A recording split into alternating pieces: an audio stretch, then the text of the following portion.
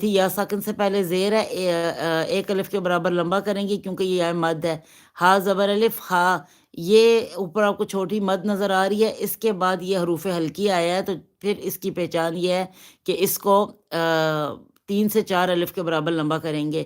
فی ہا، میں آپ کو نام سے نہیں یاد کرا رہی، میں آپ کو دیکھ کے نشانات کے ذریعے دیکھیں میں آپ کو بتا دیتی ہوں۔